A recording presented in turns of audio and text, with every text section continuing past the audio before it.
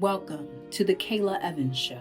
This platform is uniquely designed to educate and empower individuals of all walks of life as we converse with experts of various industries. These intellectual conversations are designed to inspire and uplift members of our culture and society, collectively gaining knowledge and information dedicated to our human experience. Let's get into it. Good afternoon, good evening, hello, welcome to the Kaala Evans Show. On this special episode, our special guest is Robin Brown. Robin Brown is our District 5 School Board member candidate here in PGCPS, and we are so excited to have her with us today. She has a lot going on. We're going to learn a bit more about who she is, a little bit about her background, her history, and what she is prepared to bring to the school board in the fall come the general election in November. So Welcome, Robin. Thank you so much for being here with us today. Thank you for inviting me to your show, Kaala. I'm super proud of you. This is super awesome. We're excited for the opportunity to partner up with each other. We're both District 5 PGCPS parents. And so let's get ready to do this work. So thank you. Let's do it. So let's just jump right in. So tell us a little bit about how you came to the decision that you wanted to run for school board. So that's a wonderful question. I'm going to start by introducing myself. I know I have a name in the background, but to make sure that it rings true to everyone. My name is Robin Brown, and of course, I am running for Prince George's County Public Schools District 5 School Board. So I am a Prince George's County Public School parent. And I have the privilege of being a PGCPS mom of two scholars. My oldest, who is an honor student at Bowie High School, he's entering, oh my goodness, the 11th grade. I cannot believe it. And that is also a District 5 school. And my younger son, who is at Charles Herbert Flowers High School, he's in the Science and Tech program. And so we've been PGCPS parents, myself and my husband have been PGCPS parents since 2014. Of course, people always ask, well, why in the world did you run for school board? You know, and I always say, why not? For starters, like this platform, I just want to make sure that everyone knows, you know, school board is probably one of the most important races that you'll ever vote for in your lifetime. Absolutely. So that is like such a huge undertaking. And so I'm very proud of being a Prince George's County public school parent, but I was also concerned at what was going on within the schools. So my son was entering Charles Herbert Flowers as a freshman, and I kept telling him, I'm like, you know, why don't you run for something? Just run for something. And he looked at me and said, well, why don't you run for something? You know, and he challenged me. And so I said, you know what? I'm going to apply to be a candidate. And let me tell you, after I did that, he looked at me, he said, man, Mom, I should have ran for SGA, for that position in SGA. And so, you know, what an opportunity as a parent to even be an example of what else you can do for your community. So of course, on top of being a PGCPS parent, I'll talk about more about my qualifications, but essentially, you know, kids will make you do anything. And so I was definitely inspired by my students, or my scholars, but I also believe that when you have a problem or you see a problem, you should step up and roll up your sleeves. I'm that person. Absolutely. And we appreciate the way that you've seen the problem. Mm-hmm. And you've said that instead of complaining about it, I'm going to be a part of the solution. Absolutely. And that your boys are the ones who motivated you to run in the first place. Absolutely. So we look forward to hearing about how he runs for SGA. Yes. Based upon your leadership. So because you are a parent, mm-hmm. and we understand that that is a major part of your platform. Absolutely. Can you talk a little bit about your engagement as a parent leading up to this particular point and some of the things you're doing as a parent now as you're active? Yeah, so I'm so glad that you asked that question because I have always been the PTO, PTS parent. Mm-hmm. I've been a part of the PTA, PTO, PTSA, PTSO, however you want to call it, since 2014. So since my youngest entered kindergarten, when my oldest entered kindergarten, we didn't know what was going on. We're like, what is really going on? But I had the privilege to be in that position to engage in my community. And so we did things. So during my time, I'll give an example of my time as a PTA in the PTA leadership for District 2. My youngest went to Hollywood Elementary, and we assisted in even offering English speaking lessons on a weekly basis, because we know that our community is changing over the years.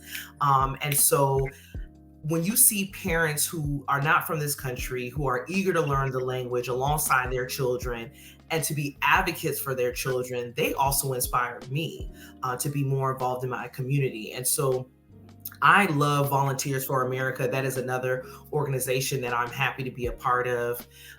They help with, and I bring my kids on every single one of these. So their service hours are through the roof. And so, when it comes to cleaning up in the neighborhoods, when it comes to understanding the needs of friends and family, I'll give another example when it comes to the schooling. I have a great friend of mine who has a child who is in special education, and she didn't know about the special education parent engagement committee. And I gave her the information, and she learned so much.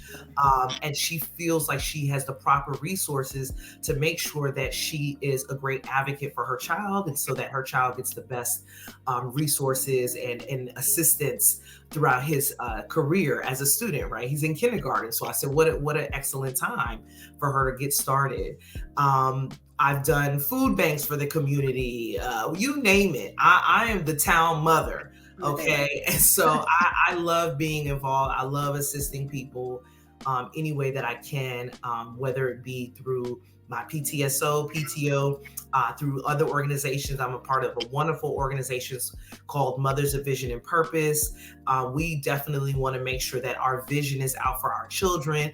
And despite, I don't know one mother, honestly, especially in District 5, that does not want the best for their child. And so at the end of the day, I stand for parents who want the best for their child. And I stand for parents who feel like they're investing. I even stand for the parents that are like, man, I am tired of it. And I want to be that parent that says, don't worry, let me hold your hand. Let's walk through this thing called PGCPS Parent Life together. You're not by yourself. So I hope that, kind of gives you an insight of my advocacy work and what I want to do for PGCPS moving forward. So it sounds like you've done a lot since 2014, and you're still doing a lot because your children are still here. Yeah. You have a vested interest in what happens at the school board level and how that dictates what happens to our students in their schools each and every day. Right. Absolutely. Understanding your engagement and how involved you've been in the county as a parent in 2014, and the way that you've been liaison of sorts as you engaged, active and involved, you're helping other parents to get active and involved, and how to best navigate PGCPS as a parent of scholars who are here and matriculating in our schools day to day. So as a school board member candidate, can you explain to us what that looks like, what your role on the school board will look like, and how you'll be able to help parents like myself with scholars actively in the county navigating this system? Yeah, so that's a wonderful question, because I don't think that everyone knows exactly what entails as a school board member, like the actual responsibility. So the number one responsibility, of course, is developing policy. Outside of being a PGCPS parent, I've been developing policy since 2018. And so I'm very familiar with the legalese, the language that needs to go in to prevent any loopholes when it comes to certain situations. And so one of the big things that I hear all the time from teachers, from educators, family members is the student handbook. And so that's something that I will want to investigate and hopefully have some input in the future. Another thing that school board members do is that they adopt operating and capital budgets. And so we know that there is a big deficit that is happening in Prince George's County. And so understanding how those funds are properly allocated, understanding how the budget looks like and where that money is being allocated to. That's part of what the school board does. Of course, we appoint the superintendent, or we're supposed to appoint the superintendent. That's one of the positions that the school board has a lot to deal with. Right. Establishing school boundaries, right? We know that District 5 is growing, and so not everyone can go to Bowie High School. We only have one high school, and so we want to make sure that where other schools are probably lacking enrollment, this is an opportunity where the school board can kind of rezone school boundaries and establish those boundaries, right? Communicating with residents. Hello. We've been talking about this. That's number one for my campaign. That's what I've been preaching this whole time is people want to be spoken to. And they want to know what's going on. And it's not just PGCPS parents, right? You have community leaders and members who have been a part of this community for umpteen years, some in the 20 years, some have been here their whole life. Right. And they want to know what's actually going on within the community. And so the school board member serves as a liaison for community members, residents, staff, and students, of course. Appraising education and administration management, right? That's another position that school board members do. What are the key performance indicators? Is the testing working? Why is the testing not working? Right. What is the data that we're actually getting to make sure that we're implementing equity in our schools, right? That people are learning in ways that they can retain the information and be successful coming out of PGCPS. But the last thing I want to also bring up is that the school board acts as a quasi-judicial way where they decide student and employee appeals. And so that's a big part of their job as well. So there's information that we have to hear about, obviously, that may not be privy to the public or privy to the public. And we need to handle it in a professional manner, in a respectful manner, and what is according to the policy. And so that's essentially what the school board does. And so me coming in there, I really want to bring transparency and accountability. I think that this county has struggled in some aspects of it. And I definitely see myself as a person of integrity. I would not be in the position or have the job that I have if I like that. And so I think it's super important to know that people have school board members who are on their side, but are being truthful and honest. Okay, so I want to give a little bit of background to your question, and just a little bit of background with me when it comes to policy. Absolutely. So for policy, I have been writing policy since 2018. My first introduction to policy was the Flint, Michigan water crisis. Mm-hmm. And so I and my team, we were very instrumental in establishing water zones. So we met up with, for example, the mayor of Flint, Michigan, and we assisted her in ensuring that she partnered up with churches, stakeholders, community members who were trusted community members, right? Because this is coming from an organization or a town who really didn't have a lot of trust in people. And so we needed to make sure that we established those water zones so people could actually get clean water for their family. The other one is, also establishing, accountability measures for the leadership when it came to the piping in Flint, Michigan, and needing that to be resolved. So that was my first introduction. So after that, I had the privilege of working with stakeholders at the United States Census Bureau for 2 years. And then after that, I wrote policy for an additional 2 years with the Department of Health and Human Services for the federal government under the United States Public Health Service. I know that's a lot of acronyms and a lot of names. And so forgive me. Yes. Your holistic policy experience. Absolutely. And so what I will say is when I got to HHS, I was a lot more in depth with it. And so I did policy from equal employment opportunity to surveys, what can be done, adding things like the LGBTQIA community and how they can be surveyed within the United States Public Health Service. I've done details when people go on other details and do different jobs. Fundraising, right? All these things encompass my ability to do this position. And so on top of that, I still do policy. So I write policy for FEMA, which is the Federal Emergency Management Agency. And so my branch that I work in, guess what, is financial policy. And so I am very much engulfed in the budgets. I'm at allocation of funds, administration of the controlling of those funds, ensuring that our staff is not getting a Tesla when they go to Hawaii and help people. And so that level of accountability, I know a lot about. And always redirecting back to policy, not back to what your mom said, what your sister said, what congressional person said, Right. And so just really understanding the law is something that I'm very privy to. And so with my expertise, and we talk about the student handbook, because that's something that the teachers feel like they have no authority in their classroom, right?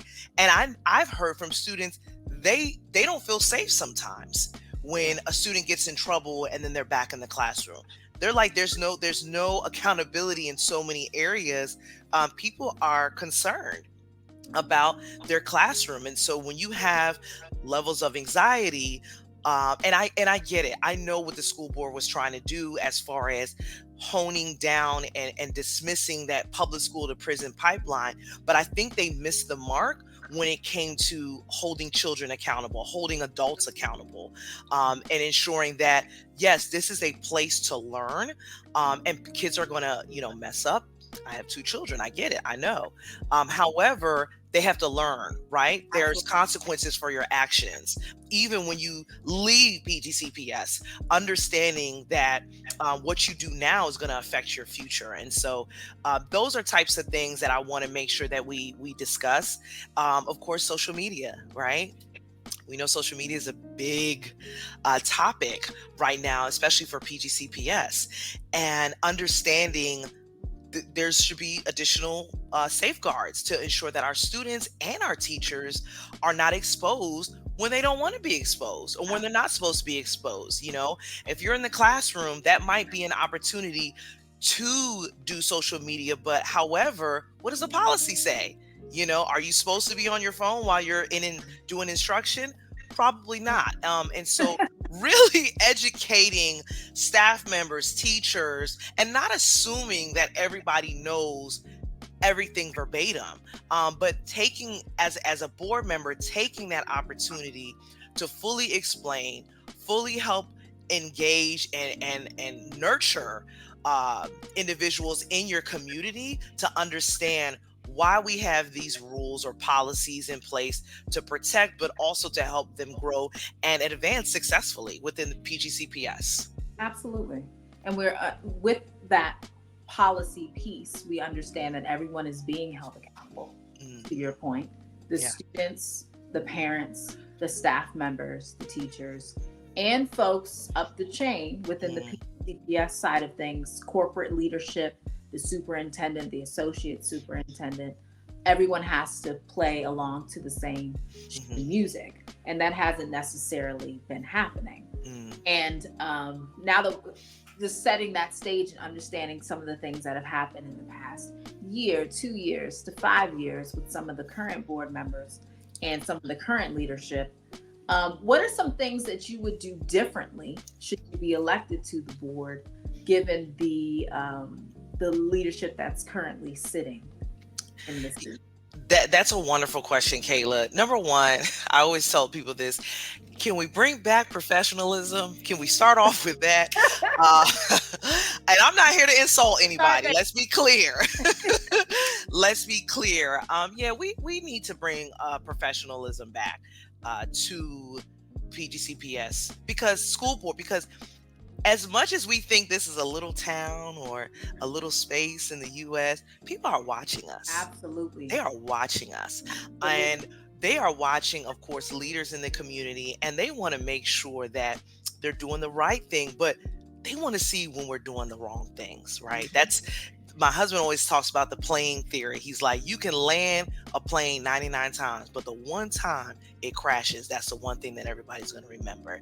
And so we want to make sure that we reevaluate the way that the board operates.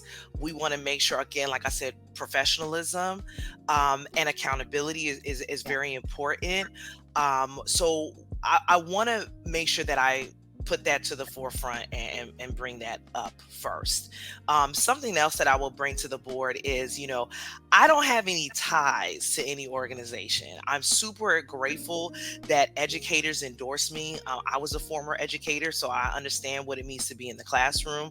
But I'm the parent. I am the tax-paying parent that wants to figure out what is going on. And, when parents put their kids in any public school setting, and of course I'm going to use PGCPS, we trust our leaders to make the right decisions. And so I want to be the trusted voice within our community to make sure that parents understand, like, look, I can rest now that I have a parent who understands exactly what I'm going through and understands to be kind in certain events that may happen, but to also be receptive and understanding and have wonderful conversations. When I mean wonderful conversations, a lot of people's experience is irrefutable. And so when you enter a situation with respect, with openness and professionalism, I think you'll get a lot out of it. Now, am I always going to say everything right? Probably not. Is a parent going to always, but I understand that passion when it comes to your child. And so that is definitely something that I bring in because I have a vested interest in PGCPS, just like our parents do, and scholars. I want to spend the remainder of our time talking about your campaign. Right. As you just won the primary, selected one of 2 candidates to move through to the general election in the fall. Congratulations again. Thank you. That. Now, as you're moving towards the fall, what are some things that you're looking to present to the community? And how can we get actively engaged and involved in your campaign as we move towards the general election? Oh, that's a great question. So, of course, you can always visit my website at www.robinbrown4pgcps.com. So ROBINBROWN 4pgcps.com. So you can always go to my website, click on the button that says join the campaign. We always need volunteers. We always need opportunities where you all can really get to know my campaign, really get to know what I'm trying to do for District 5 and the school board. So there's a couple of things that I am definitely interested in when it comes to running for school board. So the first thing, of course, is always going to be security, right? And post-COVID, we understand that things have changed, right? And so with COVID, it's not just the security, or post-COVID, I should say, it's not just the security like in the classroom or even outdoors, because that's non-negotiable and super important. We need to listen to the students because a lot of times the students are even afraid of cyber attacks, right? We've had cyber attacks in PGCPS and I was freaking out. I mean, your address is exposed. And so investing in making sure our security is secure, not only outside of the classroom, but in the classroom as well. So the other thing I want to make sure that we discuss is, correct policy, right? That secures our schools and advocates for District 5 to be a more competitive district. Like when people see PGCPS, I want to be like, I don't know what they did, but that's where I want to move. That's where I want to send my school. Let me save my money. Hint, hint, wink, wink, And it's no shade to wherever people, because you can send your kid anywhere, but we need District 5 to be a more competitive district. And so that's something I want to fight for. But I think the most important thing about my campaign is encouraging parents to be involved. When I'm in spaces of the PTO, because again, I'm very active in the Bowie High School PTO, also Flowers PTO. what I have noticed is that a lot of parents don't know what's going on. Right. They have no clue.